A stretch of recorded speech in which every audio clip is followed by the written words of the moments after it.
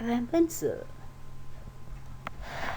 There were once a man and a woman who had long in vain wished for a child.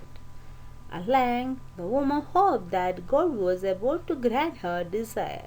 These people had a little window at the back of their house from which a splendid garden could be seen, which was full of the most beautiful flowers and herbs.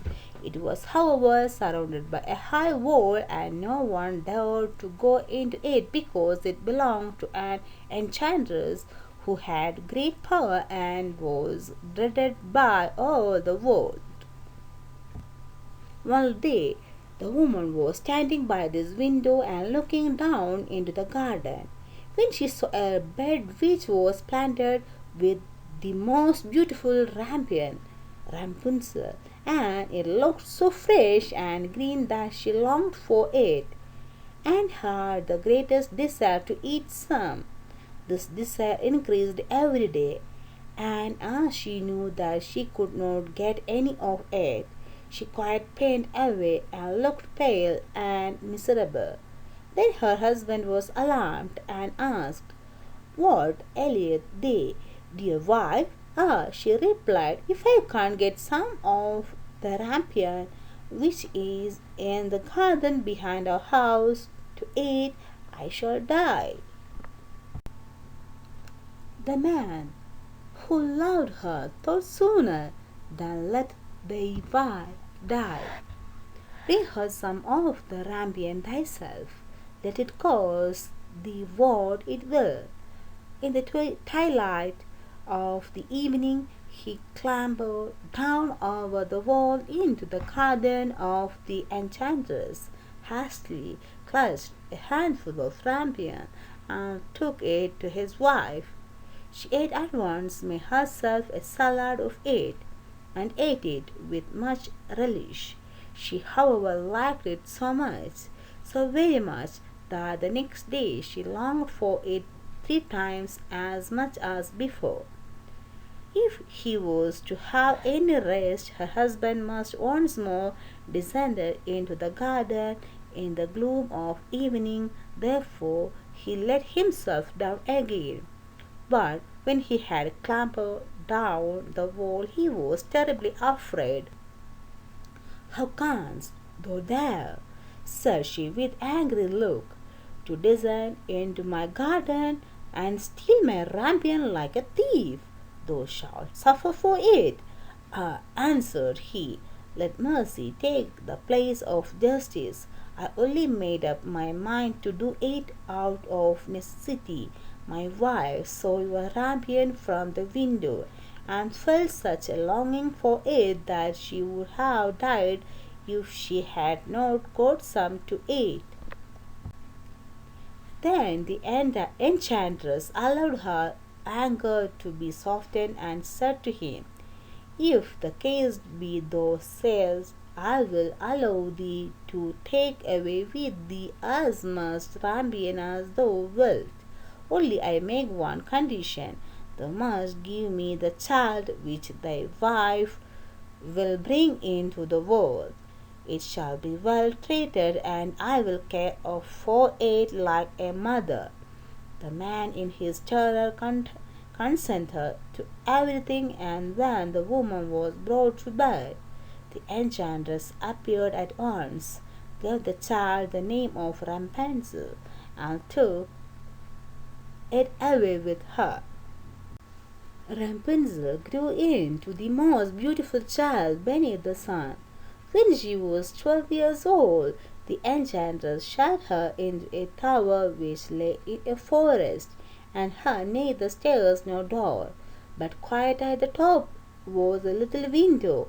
When the enchantress wanted to go in, she placed herself beneath it and cried, "Rapunzel, Rapunzel, let down your hair to me." Rapunzel had magnificent long hair, fine as spun gold, and when she heard the voice of the enchantress, she unfastened her braided tresses, wound them round off the hooks of the window above, and then the hair fell 20 ells down and the enchantress climbed up by it. After a year or two, it came to pass that the king's son rode through the forest and went by the tower. Then he heard a song which was so charming, and he stood still and listened. This was Rapunzel, who in her solitude passed her time in letting her sweet voice resound. The king's son wanted to climb up to her and looked for the door of the tower, but none was to be found. He rode home, but the singing had so deeply touched his heart that every day he went out into the forest and listened to it. Once, when he was thus standing behind a tree, he saw that an enchantress came there, and he learned how she cried, "Rapunzel, Rapunzel, let down your hair." Then Rapunzel let down the braids of her hair, and the enchantress climbed up to her. If that is the ladder by which one mounts, I will for once pay my fortune, said he, and the next day when it began to grow dark, he went to the tower and cried, "Rapunzel, Rapunzel, let down your hair." Immediately the hair fell down and the king's son climbed up. At first Rapunzel was terribly frightened when a man such as her eyes had never yet beheld came to her, but the king's son began to talk to her quite like a friend, and told her that his heart had been so stirred that it had let him have no rest, and he had been forced to see her. Then Rapunzel lost her fear, and when he asked her if she would take him for her husband, and she saw that he was young and handsome, she thought, "He will love me more than old Dame Gothel does." And she said yes, and laid her hand in his.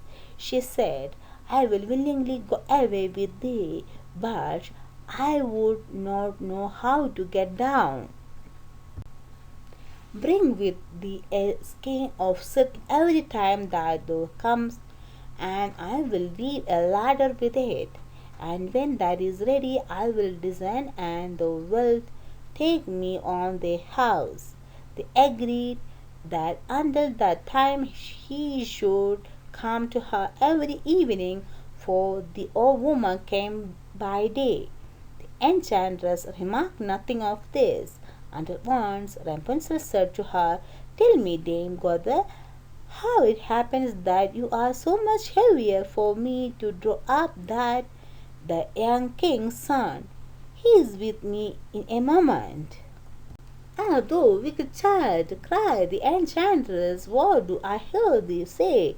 I thought I had separated thee from all the world, and yet thou hast deceived me." In her anger she clutched Rapunzel's beautiful tresses, wrapped them twice round her left hand, seized a pair of scissors with the right, and snip snap they were cut off, and the lovely braids lay on the ground.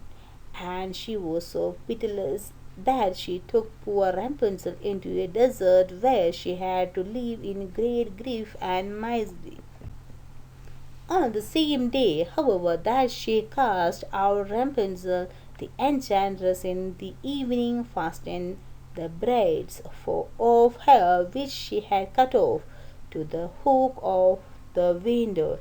And when the king's son came and cried, "Rapunzel, Rapunzel, let down your hair," she let the hair down. The king's son ascended, but he did not find his dearest Rapunzel above, but the enchantress, who gazed at him with wicked and venomous looks.